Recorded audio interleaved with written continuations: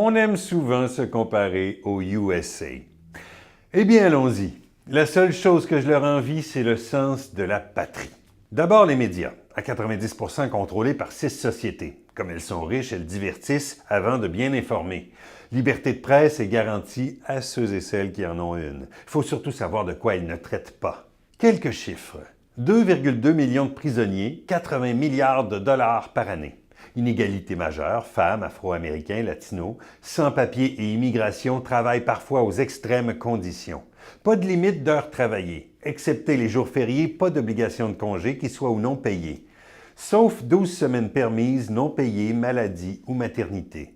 Pauvreté, 43 millions, 15% de la population. Pour les enfants, c'est 10 millions. Pour eux, aucun accès aux soins de santé. 30e pour l'espérance de vie, plus haut taux d'infantile mortalité qu'ici. Système de santé bureaucratique, gaspilleur, inefficace, qui enrichit les assureurs, les pharmaceutiques, les hôpitaux, les fournisseurs d'équipements médicaux.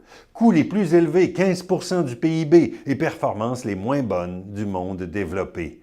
Syndicalisation à 10%, pays le plus riche, mais aussi le plus riche en pauvres. Wall Street est déréglementé, les emplois délocalisés, financement électoral privé, étudier à l'université, moyenne de 30 000 $ par année. 95% des Québécois vivent mieux que 95% des Américains si on prend le revenu moyen selon l'économiste Fortin. 99% des Américains travaillent 15% plus longtemps pour 4% plus d'argent. Nombre d'États-Uniens nous envient. Certains partis parlent des 10% plus riches d'ici qui sont moins riches que ceux d'ailleurs. Ils ne disent pas que la majorité des Québécois ont une condition économique meilleure que la majorité de leurs voisins. Pourquoi? Parce que le fardeau fiscal est mieux réparti ici. Parce que les frais de scolarité sont moindres ici par rapport à ceux d'ailleurs, y compris pour les médecins. Parce que l'assurance médicaments, l'assurance automobile et d'autres politiques à incidence économique et à portée sociale de l'État québécois.